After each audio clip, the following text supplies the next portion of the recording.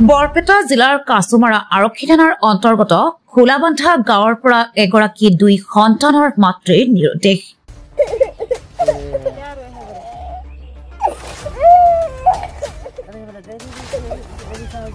নিৰুদ্দেশ হোৱা মহিলাগৰাকীৰ নাম মমতাজ বেগম। তেওঁৰ স্বামীৰ নাম মালিক আলী বুলি পৰিয়ালৰ পৰা জানিব পৰা গৈছে।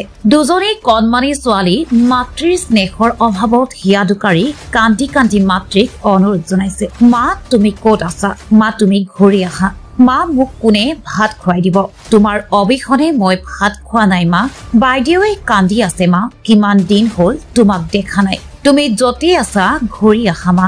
এই দৃশ্যটো যিকোনো ব্যক্তিয়ে দেখিলে বুকু কঁপি উঠিবলৈ বাধ্য কৰিব, কাৰণ ই সঁচাকৈ এক অতি মৰ্মান্তিক আৰু হৃদয় বিদাৰক পৰিস্থিতি। চাওক কেনেকৈ হিয়া দোকাৰী সাংবাদিকৰ কেমেৰাৰ আগত কান্দি কান্দি ভাঙি পৰিছে কণমানি ছোৱালীয়ে।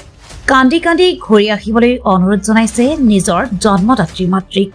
জানিব পৰা মতে বোৱাৰীগৰাকীয়ে দেওবাৰ দিনা আবেলি প্ৰায় 4 বজাৰ পৰা নিৰুদ্দেশ আৰু তেওঁ নগদ 30,000 টকা আৰু সকলো অলংকাৰ লৈ গ'ল বুলি পৰিয়ালৰ লোকৰ অভিযোগ।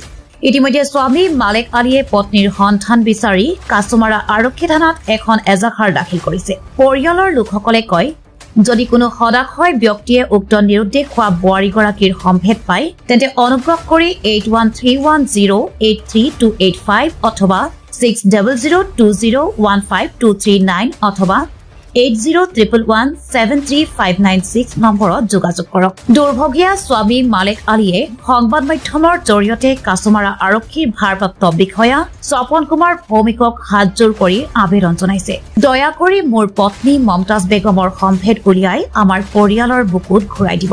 দক্ষিণ বৰপেটাৰ পৰা ইকবাল হুছেইনৰ ৰিপৰ্ট, N8 অসম। কি হৈছিল ঘটনাটো?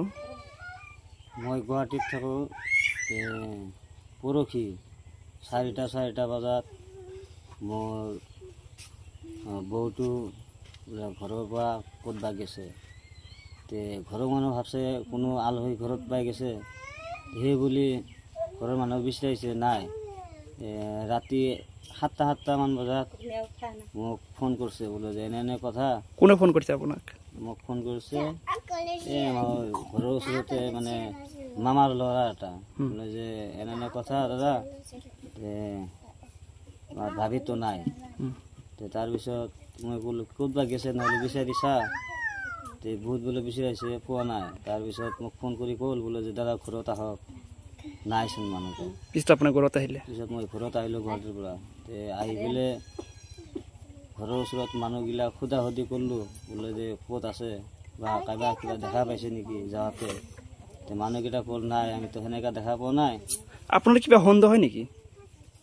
মোৰ এনেকৈ সন্দেহ নাই যে কাৰোবাৰ লগত গৈছে বা কি কৰিছে, ইমান ক'ব নোৱাৰোঁ। এতিয়া দূৰত ফাকত যদি থাকে সন্দেহ যাতে মানুহ, সেইটোতো মই ক'ব নোৱাৰোঁ। মই থাকোঁ গুৱাহাটী, গুৱাহাটীৰ পৰা আহি পেলাই ঘৰত থাকোঁ, 2-3 দিন থাকি পেলাই গুচি যাওঁ। এনেকৈ কৰি মই সন্দেহ কেনেকৈ কৰিম? এনেকৈ সন্দেহ মানুহ নাই। থানাত এজাহাৰ দাখিল কৰিছে নেকি? পাছত থানাত কালি যাই পেলাই এজাহাৰ দাখিল কৰি থৈ আহিছোঁ। আৰু তাৰ লগত হাতৰ, গলৰ, কাণৰ জিভাৰ আছে।